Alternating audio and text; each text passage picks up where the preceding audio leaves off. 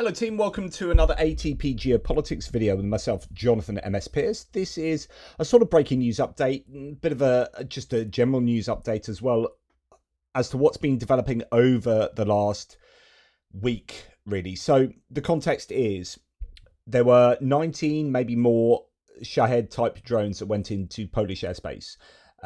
Some of them, I think, might have been shot down. Some 4 of them might have been shot down, but there's this worry about really how to deal with this. We have had drones consistently going into Romanian airspace, and that happened also subsequent to the incursion into Polish airspace. Then you had jets, 12 minutes in NATO airspace, 3 Russian MiGs over Estonian airspace for 12 minutes. They turned their transponders off. We're not talking to air traffic control, and yeah, it seems pretty dodgy there. Then we had a low flyover over the Petro-Baltic Polish hydrocarbons oil gas platform in the Baltic Sea. And although that was in international waters, that was obviously pretty threatening. And then there are also consistent incursions into airspace. We had an Il-20, I think, as well, Russian plane, and then others here and there in NATO airspace. And it seems to have got to a critical point now where NATO are doing something about it. Poland very much going to do something about it. And then, of course, we had the mysterious drones in Norway, Denmark, and Sweden last night. We're going to deal with that in the second half of this.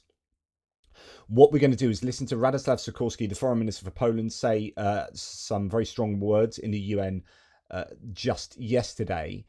And we've got a statement from NATO. So quite a bit to go through, but it won't be too long. Okay, Norway has just come out, according to Reuters, it says Russia's violated its airspace 3 times this year. The first such incidents in over a decade. So it hadn't happened for a long time, and it's now happened 3 times this year over the Barents Sea and Finnmark. Oslo is unsure if they were deliberate or navigation errors, but called them unacceptable. So that's further context to give you that this is happening quite a lot. So what's happened over the last week isn't an isolated incident, but it appears to be something that's happening more frequently. I mean, the last week or so has been full of the Russians doing all sorts of dodgy things. So the Polish Foreign Minister, Radoslaw Sikorski, offered a very, very strong set of remarks. Just going to play, well, I won't play you 23 seconds within what we're going to hear, but I do want to pick this out because I think it is significant of the rhetoric that we're hearing from Sikorski. Now, Sikorski is a very strong defender of Ukraine. Married to Anne Applebaum, who the American writer, author, columnist, who is, I think, very strong on support for Ukraine and is absolutely brilliant. Her book, Autocracy, is a must read.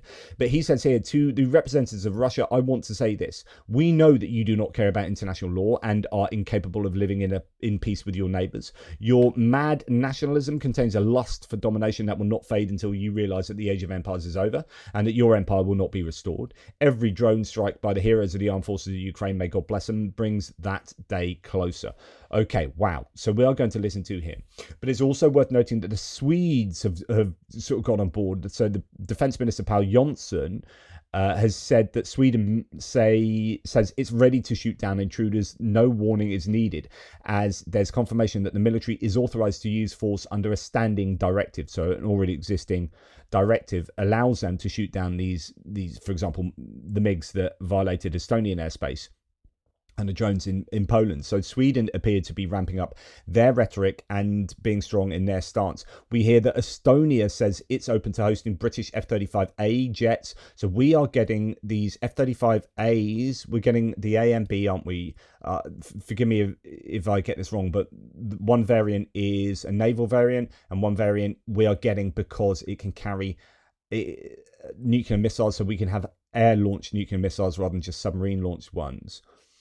And that's so the F-35 is an important part of our strategy going forward. But anyway, Estonia says they're open to hosting those F-35As capable of carrying nuclear bombs after 3 Russian MiG-31s violated its airspace last week. NATO is debating rules of engagement, with Poland vowing to shoot down intruders, while Estonia calls for proportionate responses, but of course includes being willing to host nuclear-capable jets. But I think this is, saber rattling back to Russia. I think this needs to happen, which is you keep setting red lines, or we set red lines for ourselves based on what we think you want. It's about time we set you red lines, that we push the envelope towards you.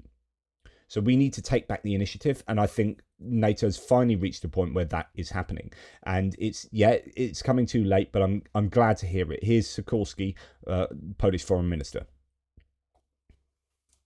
Mr. President, Excellencies, this Emergency Security Council meeting has been called because a mere week after Russia sent drones into Poland, 3 Russian MiG-31 fighter jets with their transponders off entered Estonian airspace without authorization and lingered for 12 minutes. On the same day, 2 Russian fighter jets violated the security zone over the Polish drilling platform in our economic zone in the Baltic Sea. If these were accidents, why not immediately acknowledge them and apologize? We have given Russia a pass in the past in such circumstances.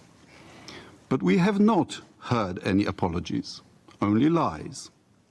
Together with the intensification of attacks on Ukraine, they seem to be an eloquent comment on, quote, moving from confrontation to dialogue, end quote, promised by Vladimir Putin in Alaska. These breaches of airspace are suspect because they are an escalation of hybrid war which Russia has waged against the West for years.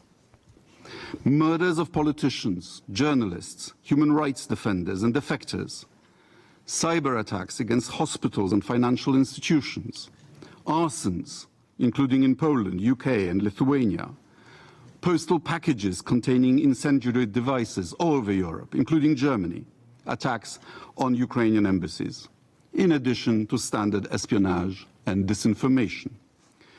Excellencies, this Council has a responsibility to send a clear message that such provocations will not be tolerated.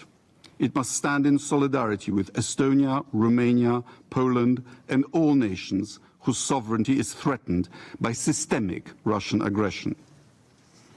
To the representatives of Russia, I have this to say. We know you don't care for international law and you are incapable of living in peace with your neighbors. Your insane nationalism contains a lust for domination that will not cease until you realize that the age of empires is over and that your empire will not be rebuilt. Every drone strike by the heroes of the armed forces of Ukraine, may God bless them, brings this day closer. Your 3-day special military operation can't even conquer Donbass for 10 years now. But the potential for criminal, catastrophic Russian mistakes is still there.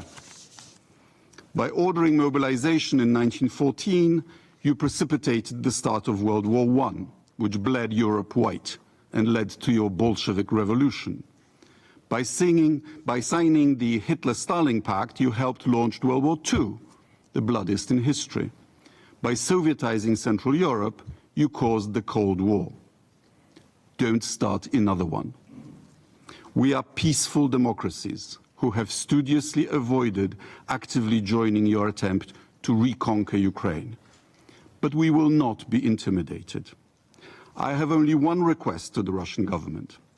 If another missile or aircraft enters our space without permission, deliberately or by mistake, and gets shot down and the wreckage falls on NATO territory, please don't come here to whine about it. You have been warned. Thank you. Now, I think that is absolutely bang on. And it's interesting. I don't know whether someone like Igor Sushko, an American Ukrainian, didn't watch the whole speech.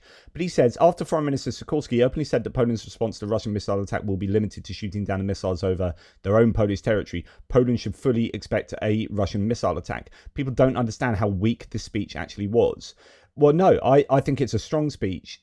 Now, he's not talking about shooting things down over Ukraine, but I would hope there would be a mission creep, that this is where you start, right? We will shoot down stuff as it gets into Polish airspace. Then you start shooting down things that approaches Polish airspace as a preemptive strike and that will help Ukraine out, maybe move in, sort of creep in sort of 10 kilometers and so on and so forth. I think this speech was absolutely bang on. And I completely and utterly disagree with Igor Sushko. And I like Sikorsky, so maybe I'm biased, but he is really, I think, clear here. And it's this end part that is, I think, particularly strong. And I want to just point out a moment in this. To reconquer Ukraine. But we will not be intimidated. I have only one request to the Russian government. If another missile or aircraft enters our space without permission, deliberately or by mistake. It's that by mistake bit, right? He is basically saying, oh, you'll say it's by mistake. We know it's not by mistake. We'll shoot it down. Enters our space without permission, deliberately or by mistake, and gets shot down, and the wreckage falls on NATO territory, please don't come here to whine about it. You have been warned. Thank you. You have been warned. I just think that is really overdue, on point though, and it's what we want to hear. Now, NATO Secretary General Mark Rutte has said that NATO jets escorted Russian jets out of Estonian airspace as no immediate threat there was assessed. Quote, recent Russian actions are either intentional or blatant incompetence. We're not naive. Now, there has been a NATO response now, a formal NATO response. It can't be found. Damn, I'm going to have to find that. Hang on. So here is a statement. Statement by the North Atlantic Council on recent airspace violations by Russia. The North Atlantic Council met this morning at the request of Estonia under Article 4 of the Washington Treaty to consult and strongly condemn Russia's dangerous violation of Estonian airspace on the 19th of September. The Supreme Allied Commander, Europe Sakur, briefed the Council on this incident in which three armed Russian MiG-31 aircraft violated Estonian airspace for over 10 minutes. NATO's response was quick and decisive. Allied aircraft were scrambled to intercept and escort them from Estonian airspace. The incursion is part of the wider pattern of increasingly irresponsible Russian behaviour. This is the second time in 2 weeks that the North Atlantic Council has met under Article 4. On September the 10th, the Council held consultations in response to the large-scale violation of Polish airspace by Russian drones.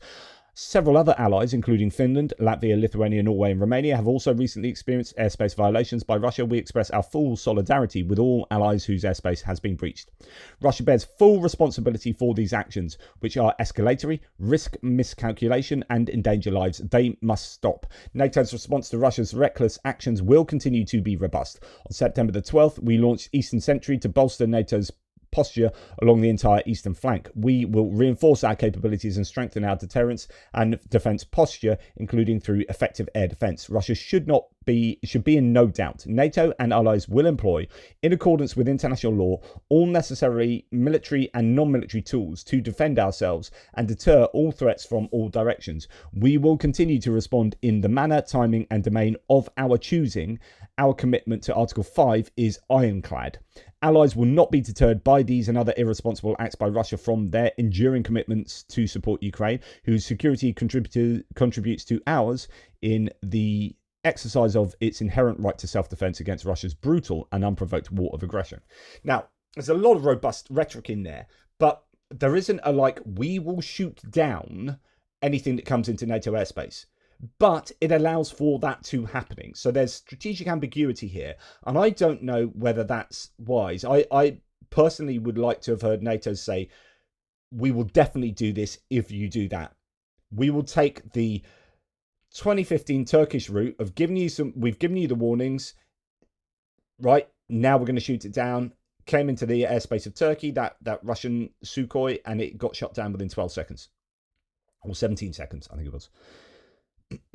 Yeah, I think that kind of clarity would be welcome from NATO, but it does allow for NATO forces to shoot down Russian threats, and that is what Poland have said. And Poland have asked for ironclad guarantees that they will be supported if they do that. And you get that word ironclad here. Our commitment to Article 5 is ironclad. So it seems like, the language here allows for, or even states that there will be support for NATO nations and that the whole range of reactions to that is included in here and is justified in by this statement and in international law, I think it's missing the full robustness of the if-then kind of statement I would like to see, but it is better than we have seen, and Poland appears to be the nation that is kind of being far more robust in their response, and hopefully Sweden also backing them up there. Okay, so that's that. Then last night, Copenhagen and Oslo, in fact, Sweden, Denmark, and Norway had, well, I don't know, incursions. There were drone issues with unknown drones shutting down airspace in Copenhagen and Oslo airports. Over 60 flights were diverted or cancelled by morning. The drones were gone, though. Now both countries have launched a full investigation. CPH Airport is currently closed, Copenhagen, for takeoffs and landings. This was last night, as 2 to 3 larger drones have been observed flying in the area, said the police on Twitter. Now, unknown drones were spotted over Denmark, Sweden, and Norway. In Copenhagen, they disrupted airports but vanished without being shot down. Oslo's airport was also closed, with drones seen over the city centre and military sites. 2 suspects were detained. Unidentified drones flew over Stockholm. Okay, so there is actually some imagery of one of the drones. That was not it. I thought, let's go back to the beginning of this. Yes, so actually this is it. So you can see the drone. It appears green to begin with. There's a watermark on this, annoyingly, but the drone is there. And you can see is has the lights lighting it up. There it is again, green. It appears green there, but I'm not sure that it was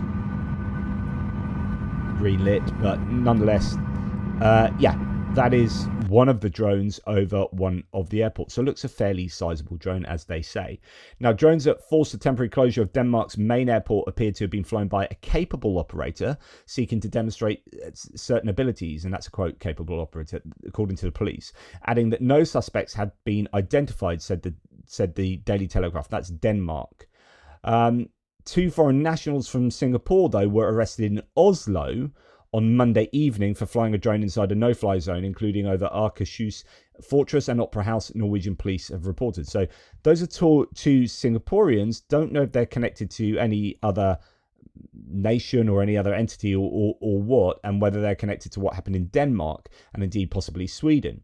Now, Danish police say that the drones over Copenhagen were flown by skilled operators, as mentioned, and they're going to work with Norway to see if the incidents in Oslo and Copenhagen were at all linked. And the update has been from the Danish Prime Minister, Mette Frederiksen, that they don't rule out Russian involvement. I cannot rule out that it is Russia, she said. We have seen drones over Poland that should not have been there. We have seen activity in Romania. We've seen violations of Estonian airspace. So this needs to be seen in the context of what's happened with the NATO statement today, and with what Radoslav Sikorski said yesterday. But Danish Prime Minister said that it was a serious attack on critical infrastructure. You are seeing Russia push the envelope here. And I've said before that I do wonder about Russia's rationale, because sometimes I think they do overstretch and they do a bit of an overreach that ends up damaging their cause further. So this should unify NATO against Russia, and it probably should see the US be pushed to saying that they will support NATO activities and would come to the support of NATO nations in a very robust manner, as they are obliged to say. But of course, all of this is pushing allies of Ukraine into a greater unity, and I don't think it gains them all that much.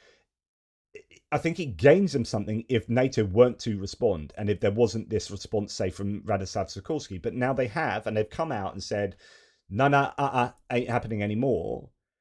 I think Russia lose a little from that. So I think they've just done a bit of an overstretch here, and this is poorly advised. It's worth noting that Russia can launch Shahed drones into Denmark, Germany, and Italy, even using its existing launch infrastructure. And in the case of deploying sites in Belarus, it can reach Madrid as well, according to Defense Express. And this, I assume, would be using navigation bouncing off mobile phone masts and whatnot, as they have done in Ukraine. But they do have the apparently the range of 1,800 to 2,500 kilometers, the Garan 2 drones. So, these are a threat.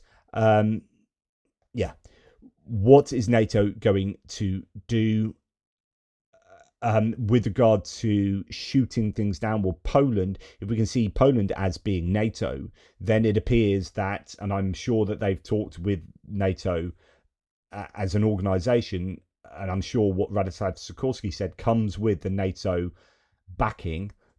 We are going to see NATO starting to shoot down these drones and planes if they go into national airspace. So it's going to be interesting to see if Russia do continue to do that with jets.